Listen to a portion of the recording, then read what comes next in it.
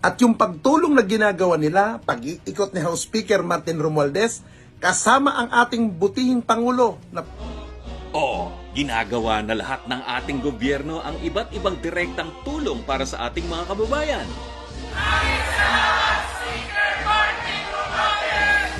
bagkos gobyerno ang lumalapit para tumugon sa iyong mga pangangailangan. Isang magpalad at isang mabiyayang umaga ngayong August 8, mga kaibigan. Una sa lahat, alam mo kapatid, na lalo akong napapabilib sa administrasyon na to. Bakit? Hindi lang sila yung tipong umiikot. Kinakapa ang tao at bagkos pag pumunta sila sa isang bayan, may ginagawa na solusyon.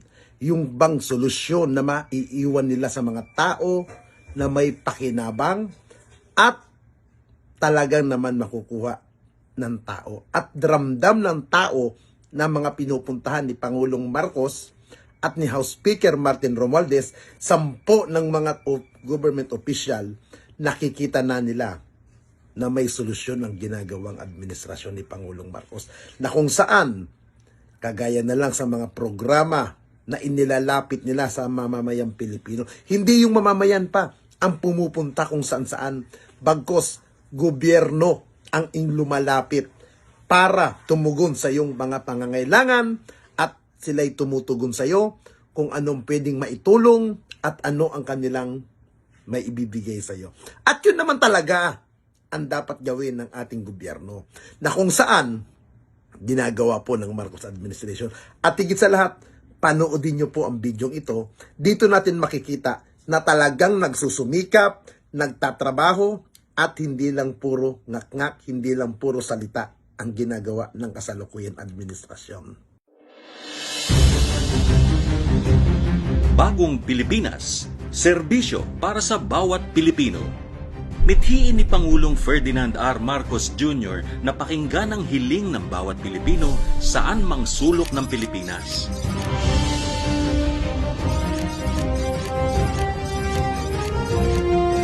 Kaya ang ating Kongreso ay lumikha ng batas upang direktang tulungan ang bawat sektor. Maliban sa programang 4Ps o tulong sa poorest of the poor, nariyan din ang tulong para sa mga minimum income earners o may mga trabaho ngunit kinakapos. Yan ang AKAP o ang Ayuda para sa Kapos ang Kita program. Ano ba ang ayuda sa Kapos ang Kita program o AKAP? Ito'y bagong programa pinalangkas ng Kongreso para magbigay ng tulong pinansyal sa minimum wage earners, near poor, at mga nasa informal economy. Layunin nitong bigyan proteksyon ang mga Pilipinong apektado ng kalamidad at pabago-bagong kalagayan ng ekonomiya. Ang tupad naman ay tulong panghanap buhay sa ating disadvantaged o displaced workers. Kasama ni Pangulong Ferdinand R. Marcos Jr., isang malaking karangalan pong maging bahagi ng tupad. Tungkulin po namin sa House of Representatives na tiyaking may sapat na pondo ang programa.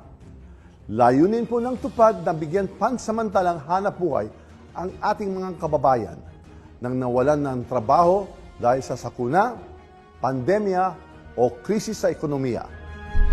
Hayaan, aalalayan ng ating administrasyon ang mga kababayan nating nawalan ng hanap buhay. Para naman sa nagnanais magsimula ng maliit na negosyo, nariyan ang Sibol. Para tulungan ang micro, small, medium enterprises, binuo ang Sibol Program o Startup Investment Business Opportunity and Livelihood Program. Ito ay isang paraan para tulungan ang mga kababayan nating gustong magnegosyo. Para sa mga gustong magsimula ng maliit na negosyo, kasama kayo sa nais tulungan ng ating gobyerno. Kahit saan, kahit kailan, para sa iyo, para sa taong bayan, para sa mga negosyante kagaya ninyo, dito sa programa na tinilulunsad natin itong Sibol. Salamat, Speaker Martin, at sa mga bumubuo ng Kongreso. Binuo rin ng Kongreso ang FARM o Farmers Assistance for Recovery and Modernization para matulungan ang ating mga magsasaka. Ang Farmers Assistance for Recovery and Modernization o FARM Program ay isa sa napakaraming programa ng Office of the Speaker upang bigyan tulong pinansyal ang ating rice farmers. Layunin nitong tulungan ang mga magsasaka ng palay at tiyaking may sapat na buffer stock ang National Food Authority. O, narinig niyo si Speaker. Kaya makipag-ugnayan sa pinakamalapit na Department of Agriculture Office o kaya sa inyong District Congressman upang malaman ang iba pang detalye. Pwede rin sa opisina ni Kuya Martin Romualdez. Kung tinulungan natin ang ating magsasaka, tutulungan din natin ang mga kababayang nangangailangan ng bigas. Ito naman ang Cash and Rice Distribution Program o CARD. Ang Cash and Rice Distribution Program o CARD ay inilunsad noong 2023. Layunin nitong ibsan ang pinansyal na pasanin ng ating mga mahal na senior citizens, persons with disabilities, solo parents, at mga indigenous people. Ilan lamang yan sa mga programa ng ating administrasyon para sa lahat ng ating mga kababayan at marami pang iba. O, ginagawa na lahat ng ating gobyerno ang iba't ibang direktang tulong para sa ating mga kababayan.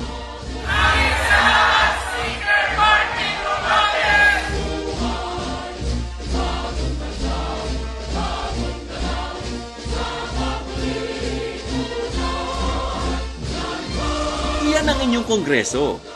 Salamat po, Pangulong BBM. Walang maiiwan. Walang pababayaan.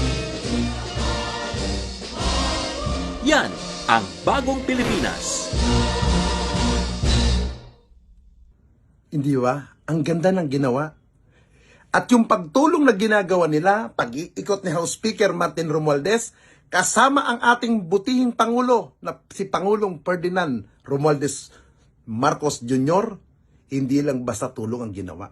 Ginawa pang batas para kahit wala na sila sa pwesto, hindi na sila nakaupo bilang government official, may batas na nakalaan dyan para ipatupad ng mga next generation, next na government official, at mayroon talagang pondong pagkukunan.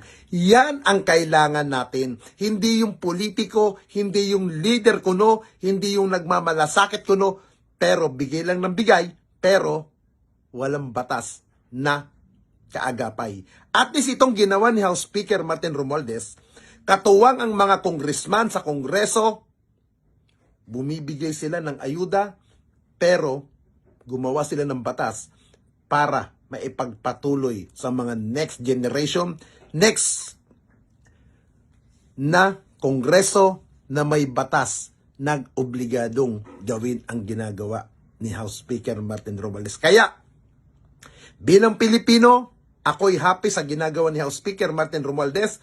Siyempre, hindi magtatagumpay ang gobyerno kung tayo ay hindi tutulong at hindi tayo susuporta sa pamahalaan Marcos administration. Kailangan pa rin natin ang tumulong. At higit sa lahat, malasalamat sa gobyernong damang-dama, serbisyong may pakinabang, serbisyo na nakikita.